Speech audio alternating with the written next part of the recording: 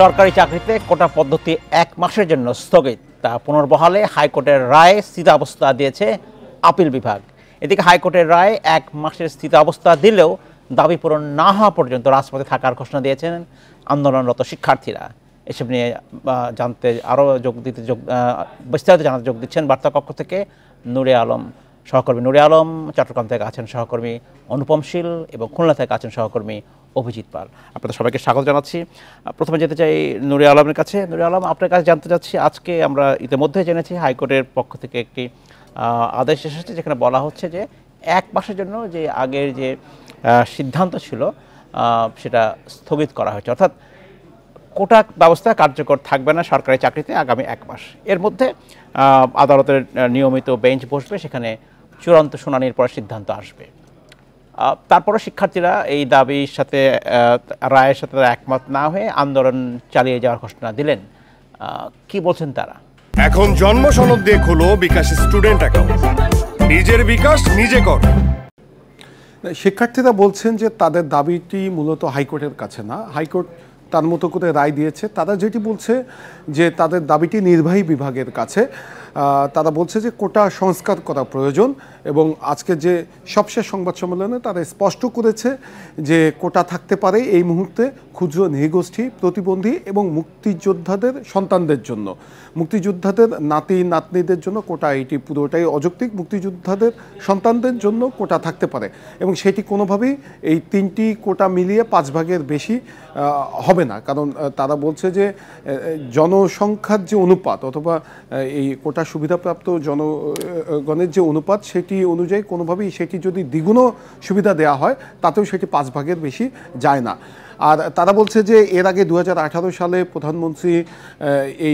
প্রধানমন্ত্রী ঘোষণা দিয়েছিল কোটা থাকবে না, তারপরে এটি পরিপত্র আকারে জারি করা হয়, এরপরে আবার হাইকোর্ট থেকে 5 জুন এটি বাতিল করে দেওয়া হয়। তো তারা চাচ্ছে যে এটির একটি স্থায়ী সমাধান এবং এই কোটা সংস্কারের জন্য একটি কমিশন গঠন করে কোন অংশে কতটুকু কোটা লাগবে সেটি নির্ধারণ করে তারপরে পার্লামেন্টে আইন পাশের মাধ্যমে এটির একটি চিরস্থায়ী সমাধান চাচ্ছে। নইলে শিক্ষার্থীরা বলছে যে আবার 2 দিন পরে দেখা যাবে যে কোটা পুনর্বহাল করা হচ্ছে, অযৌক্তিকভাবে কোটা দেওয়া হচ্ছে, আবার তাদেরকে আন্দোলনে নামতে হবে। তারা বলছে যে একবারই তারা এই আন্দোলন কর্মসূচির মাধ্যমে এই দাবিটি পূরণ করে তারা ক্লাসরুমে ফিরে যেতে চাচ্ছে। আমরা দেখেছি যে আজকে সারা দিন রাজধানী পুরোটাই আসলে ব্লকেট করে রেখেছিল শিক্ষার্থীরা। ধন্যবাদ। আমি আপনার কাছে আবারও আসবো। আমি একটু যেতে চাই সহকর্মী অনুপম শীলের কাছে, যিনি আছেন চট্টগ্রামে। অনুপম, আপনার কাছে জানতে চাই চট্টগ্রামের অবস্থা কেমন ছিল আদালতের এই রায়ের পরে? চট্টগ্রামের যারা আন্দোলনরত শিক্ষার্থী তারা কি বলছেন?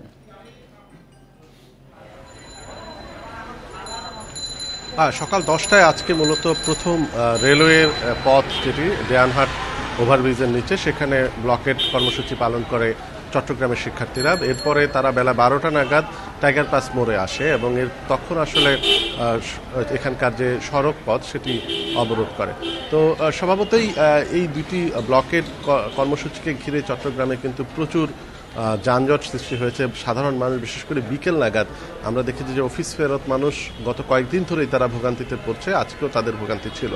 তবে আদালতের যে আজকে পর্যবেক্ষণ বা আদালতের যে আলোচনা সেটি নিয়ে আমরা এখানে আন্দোলনরতদের সাথে কথা বলেছিলাম। তারা আসলে আমাদেরকে যেটি বলছেন যে এক্ষেত্রে যে 1 মাস সময় বেঁধে দেওয়া হয়েছে, তারা যদি এখন আন্দোলন থেকে সরে আসে তাহলে হয়তো সেটি আবার 1 মাস পরে গিয়ে আবার দেখা যাবে যে পূর্ববর্তী অবস্থায় ফিরে যাচ্ছে বা তাদের যে সংগ্রাম বা তাদের যে আন্দোলন সেটির সাথে খুব বেশি একাত্মতা ঘোষণা না করেই বিষয়টিকে দীর্ঘায়িত করার জন্য এই প্রক্রিয়া নেওয়া হচ্ছে বলে তারা বিশ্বাস করে। এবং তারা বলছেন যে যদি রাষ্ট্রের নির্বাহী সর্বোচ্চ ক্ষমতায় যিনি আছেন বা যারা আছেন তাদের পক্ষ থেকে যদি একটি নির্বাহী বিভাগের পক্ষ থেকে কিন্তু বারবারই বলা হচ্ছে যে বিষয়টি আসলে এখন নির্বাহী বিভাগের হাতে নেই, এটা আজ যেহেতু আদালতে বিষয়টি এখন গড়িয়েছে সেটারও একটা যুক্তি কিন্তু আছে। শিক্ষার বিষয়ে আসলে আমরা আরেকটু জানবো পরে। আমি একটু যেতে চাই খুলনায়, সেখানে আছেন আমাদের সহকর্মী অভিজিৎ পাল। অভিজিৎ পাল, আপনার কাছে জানতে চাই যে খুলনার জনজীবনে আজকের ব্লকেটের কীরকম প্রভাব ছিল?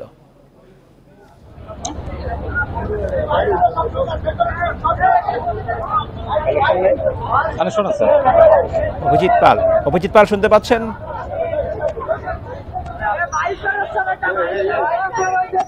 অভিজিৎ, আপনার কাছে জানতে চাচ্ছি আজকের ব্লকেটের খুলনার জনজীবনের কি অবস্থা ছিল, এখন সেই বিষয়ে একটু জানতে চাই আপনার কাছে।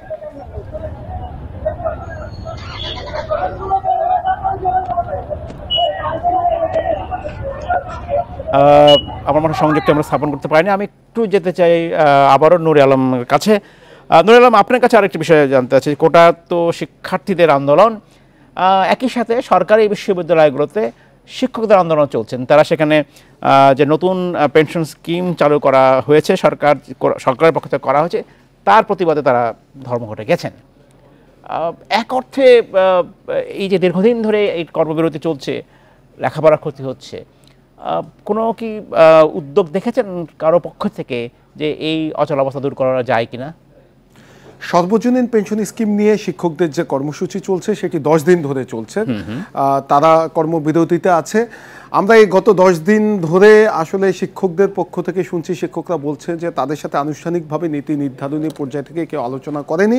গত বৃহস্পতিবার গত সপ্তাহে আওয়ামী লীগের সাধারণ সম্পাদক ওবায়দুল কাদেরের সাথে একটি আলোচনায় বসার কথা ছিল, কিন্তু সেটি পরবর্তীতে বাতিল হয়ে যায় পদ্মা সেতু সংক্রান্ত সভার কারণে। এরপরে এখন পর্যন্ত আমরা দেখিনি যে তাদের বিষয়ে কেউ আলোচনা করছে।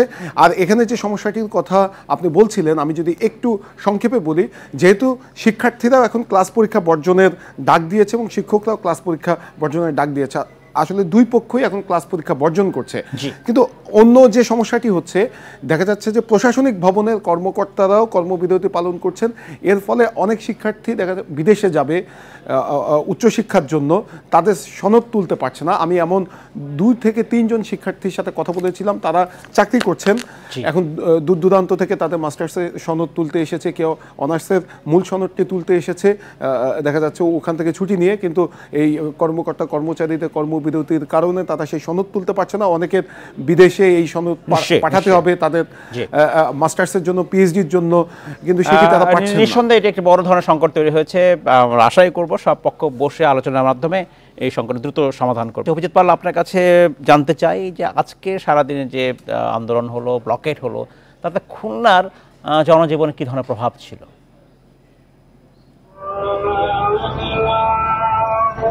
খুলনাতে আজকে সারাদিন যে আন্দোলন হলো তা কিছুক্ষণ আগে শেষ হয়েছে এবং আজকে বিকাল 4টার পর থেকে খুলনা বিশ্ববিদ্যালয়ের যে ছাত্রছাত্রীরা তারা আসলে মিছিল নিয়ে এসে প্রথমে খুলনা ঢাকা যে মহাসড়কটি রয়েছে সেটি সাচিবুনিয়া বিশ্ব রোড মোড়ে তারা প্রথমে অবরোধ করে এবং তারপরে 5:30টার পর থেকে তারা রূপসা ব্রিজের উপরে তারা সড়ক অবরোধ করে রাখে এবং যার কারণে একটি দীর্ঘ যানজট তৈরি হয়েছে এবং কিছুক্ষণ আগে সেই অবরোধ থেকে ছাত্রছাত্রীরা ফিরে গিয়েছে এবং তারা আগামীকালকে আবার পুনরায় বিকালে তারা আন্দোলনে নামবেন বলে এই কথা বলে তারা তাদের এই স্থান থেকে চলে গেছে। আমরা তাদের সঙ্গে কথা বলেছিলাম, তারা যেটি বলেছেন যে মূলত তারা আজকে আদালত যে নির্দেশ দিয়েছেন এটাকে তারা সাধুবাদ জানিয়েছেন, কিন্তু তারা তাদের যে নির্বাহী আদেশ না হওয়া পর্যন্ত এবং সংসদে আইন পাস না হওয়া পর্যন্ত তারা তাদের এই আন্দোলন চালিয়ে যাবেন বলে তারা আমাদেরকে জানিয়েছেন। আর এর আগে সকালে আজকে প্রথম দিনের মতন খুলনা জাতীয় বিশ্ববিদ্যালয়ের যারা ছাত্রছাত্রী রয়েছেন, সরকারি বিএল কলেজের ছাত্রছাত্রী, তারা আজকে সকালে দৌলতপুরে তারা সড়ক অবরোধ করে এবং রেলপথ অবরোধ করে এবং এই সময় বেলাপুল কমিউটার যে ট্রেনটি রয়েছে সেই ট্রেনটিকে তারা আটকিয়ে দেয়। যদিও এই ট্রেনটি আটকানোর ফলে সাধারণ যাত্রীদের তেমন কোনো ভোগান্তি হয়নি, কারণ ট্রেনটি আসলে মূলত খুলনা রেল স্টেশনে যাচ্ছিল তাদের যে ধৌত এবং পরিষ্কার পরিচ্ছন্ন যে কাজটি সেই কাজটি করার জন্য। যখন ছাত্রছাত্রীরা ট্রেনটিকে আটকিয়ে দিয়েছে তারপরে ট্রেনটি আসলে পেছনে ফিরে যায় এবং তারা দৌলতপুর স্টেশনে তাদের যে পরিষ্কার পরিচ্ছন্নতার যে কাজ হয়েছে সেই কাজটি তারা সম্পন্ন করেছে এবং এরপরে ছাত্রছাত্রীরা যখন অবরোধ উঠিয়ে নিয়েছে তারপর রেল যোগাযোগ স্বাভাবিক হয়েছে। তবে বিকালে খুলনা বিশ্ববিদ্যালয়ের ছাত্রছাত্রীরা যে আন্দোলন করেছে সেই আন্দোলন কিছুক্ষণ আগে শেষ হয়েছে এবং এর ফলে আমরা দেখতে পাচ্ছি রূপসা ব্রিজ এবং রূপসা ব্রিজ সংলগ্ন যে রোড রাস্তাগুলো রয়েছে সেখানে একটি দীর্ঘ যানজট তৈরি হয়েছে। এখানে যেমন পরিবহন গুলো রয়েছে, পাশাপাশি মালবাহী পরিবহন ট্রাক এগুলো রয়েছে, এই পরিবহনগুলো আসলে এখানে আটকে গিয়েছে এবং এখন সেই পরিবহনগুলো চলাচল শুরু হয়েছে। অভিজিৎ পাল, আপনাকে ধন্যবাদ। আমি একটু যেতে চাই চট্টগ্রামে, যেখানে আছেন সহকর্মী অনুপম শীল। অনুপম শীল, আপনার কাছে জানতে চাচ্ছি যে আমরা ইতিমধ্যে জেনেছি যে আগামীকালকে বিকাল থেকে আবারও আন্দোলনকারী শিক্ষার্থীরা মাঠে নামবেন, তারা অবরোধ পালন করবেন বলছেন। চট্টগ্রামের যারা শিক্ষার্থী তারা কি বলছেন এই বিষয়ে? না, একই রকম ঢাকায় যে ধরনের কেন্দ্রীয়ভাবে সিদ্ধান্ত আসছে ঠিক একই রকমভাবে চট্টগ্রামেও কিন্তু তারা একই সিদ্ধান্ত অনুযায়ী এখানে মাঠে থাকছে। তবে চট্টগ্রাম বিশ্ববিদ্যালয় যেহেতু চট্টগ্রাম শহর থেকে প্রায় 22 কিলোমিটার দূরে, তাই এখানে শহরে যে এই রাস্তা বা অবরোধ বা ব্লকের যাই বলে না কেন সেটি করতে গিয়ে তারা আসলে খুব বেশি সংখ্যক শিক্ষার্থীরা যে জড়ো হচ্ছেন বিষয়টি সেরকম না। তবে চট্টগ্রাম বিশ্ববিদ্যালয়ের আওতাধীন আরও প্রায় 5টি কলেজ এবং আর এখানে যে বেসরকারি অন্তত 2টি বিশ্ববিদ্যালয়ের শিক্ষার্থীদের আজকে আমরা কিন্তু মাঠে দেখেছি। এবং এর ফলে যেটি হয়েছে যে গত কয়েকদিন ধরে আমরা দেখছি প্রতিদিন বিকালে এই কর্মসূচিটি চলছে। আজকে যদিও সকাল 10টা থেকে হয়েছে এবং প্রত্যেকদিনই বিশেষ করে সবচেয়ে বেশি ভোগান্তিতে পড়ছে অফিস ফেরত মানুষজন, অর্থাৎ চট্টগ্রাম শহরের এক অন্যতম গুরুত্বপূর্ণ একটি মোড় টাইগার পাস। এই টাইগার পাস এলাকাটির সাথে আসলে চট্টগ্রামের চারপাশের একটি বড় ধরনের সংযোগ রয়েছে, অর্থাৎ চারপাশ থেকে এই মোড়টি অতিক্রম করে আসলে বিভিন্ন জায়গায় যেতে হয়। এর ফলে টাইগার পাস মোড়ে যখন ছাত্র শিক্ষার্থীরা আন্দোলন করছে বা ব্লকেট দিচ্ছে, এর ফলে কিন্তু অনেক নগরীতে পড়ছে। অসংখ্য ধন্যবাদ অনুপম শীল, আমাকে শেষ করতে হচ্ছে। অসংখ্য ধন্যবাদ অভিজিৎ পাল আমাদেরকে সময় দেওয়ার জন্য।